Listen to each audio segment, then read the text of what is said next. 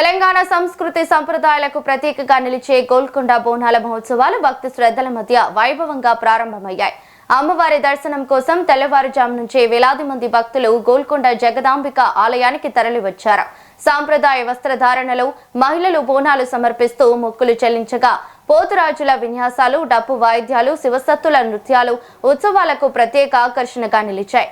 ఆలయ పరిసరాలు భక్తుల జయ జయ ధ్వానాలతో మారుమ్రోగాయి. భక్తులకు ఎలాంటి ఇబ్బందులు తలెత్తకుండా అధికారులు విస్తృత భద్రత, ట్రాఫిక్ వైద్య ఏర్పాట్లు చేశారు.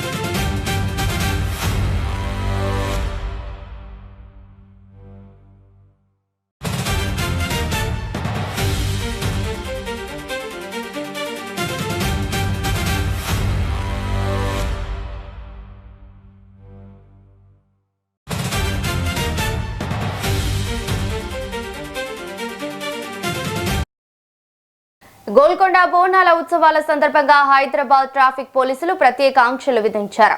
భక్తుల రద్దీని దృష్టిలో ఉంచుకుని గోల్కొండ కోట, లంగర్ హౌస్, నానల్ నగర్, టోలీ చౌకీ, మెహదీపట్నం పరిసర ప్రాంతాల్లో వాహనాల రాకపోకలను నియంత్రిస్తున్నారు.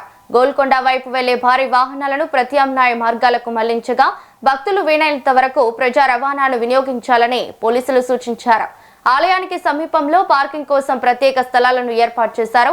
అత్యవసర సేవలకు మాత్రం ఎలాంటి అంతరాయం లేకుండా ప్రత్యేక ఏర్పాట్లు చేశారు.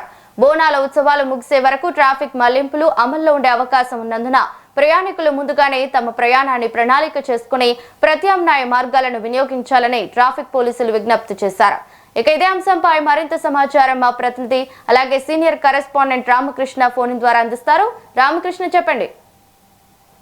Good morning. రావాలి. ఈ రోజు నగరంలో రెండు ముఖ్యమైన ఘటనలు చోటు చేసుకున్నాయి. రెండు ముఖ్యమైన కార్యక్రమాలు అని చెప్పవచ్చు. ఇవి ఒకటి ఏమో తెలంగాణ ప్రతీక, అదేవిధంగా తెలంగాణ సంస్కృతికి ప్రతీక ఆదర్శంగా నిలిచే బోనాల పండుగ ఈ రోజు ప్రారంభమవుతుంది. దీనికి సంబంధించి ఇప్పటికే అన్ని ఏర్పాట్లు పూర్తి చేశారు. దీనికి సంబంధించి ఇవాళ గోల్కొండ ప్రాంతంలో మొదటి బోనము సమర్పిస్తారు కాబట్టి దానికి సంబంధించి భక్తులు పెద్ద ఎత్తున తరలి వచ్చే అవకాశం ఉంది. అది వాటితో పాటుగా రాష్ట్రంలోనే మంత్రులు కూడా పెద్ద సంఖ్యలో వెళ్లి అమ్మవారిని దర్శించుకునే అవకాశం ఉంది. వారితో రాష్ట్ర రవాణా శాఖ మంత్రి పొన్నం ప్రభాకర్, అదేవిధంగా కొండా సురేఖ, దేవాదాయ శాఖ మంత్రి కొండా సురేఖ, మరికొందరు మంత్రులు కూడా అమ్మవారిని దర్శించుకునే అవకాశం ఉంది. దీని నేపథ్యంలో భక్తుల రద్దీ, అదేవిధంగా మంత్రుల రాకతో అక్కడ గోల్కొండ పరిసర ప్రాంతాల్లో ట్రాఫిక్ ను నియంత్రించేందుకు ట్రాఫిక్ ఆంక్షలు అయితే పోలీసులు పెట్టారు. ఎక్కడైతే గోల్కొండ చుట్టూ పరిసర ప్రాంతాలలో ఎవరైతే ట్రాఫిక్ ఉన్నారో వారు సంబంధించి ప్రజా రవాణా సౌకర్యాలు వినియోగించుకోవాలి. అదేవిధంగా ఎవరైతే గోల్కొండ పరిసర ప్రాంతాలకు రావాలనుకో వాటికి ప్రత్యామ్నాయంగా వేరుగా మార్గాలు కూడా సూచించారు. దానికి సంబంధించి డ్రైవర్స్ కూడా ట్రాఫిక్ ని రోజు ఉదయం నుంచి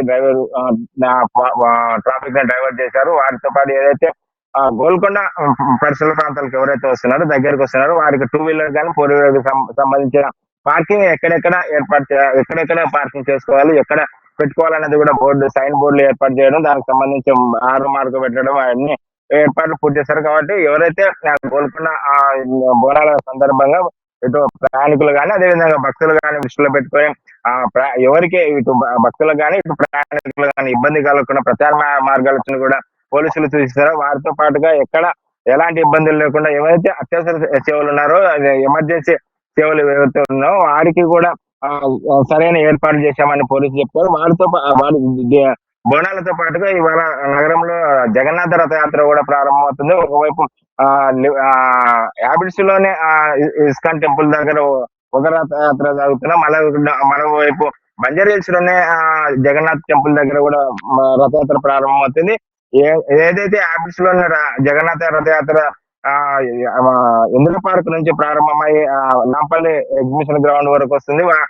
అక్కడ మనం బంజారాహిల్స్ రోడ్ నెంబర్ 10 లో చూసుకున్నట్టయితే జగన్నాథ రథయాత్ర అక్కడ నుంచి ప్రారంభమై దాదాపుగా అదే మధ్యాహ్నం 12 గంటలకు ప్రారంభం అవుతుంది. హ్యాబిట్స్ లోనే రథయాత్ర 11 గంటలకు ప్రారంభం అవుతుంది. ఈ ప్రాంతాలలో కూడా ఈ రోజు ఉదయం నుంచి కూడా ఆంక్షలు విధించారు పోలీసులు.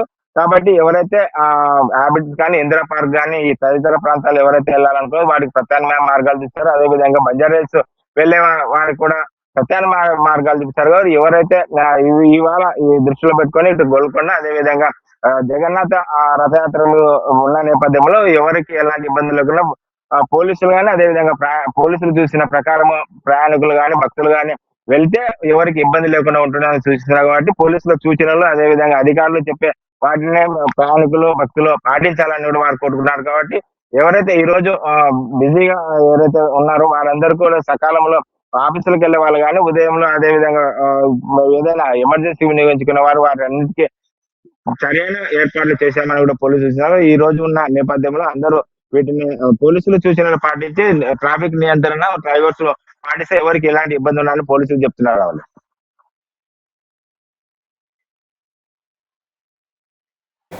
Thank you Ramakrishna.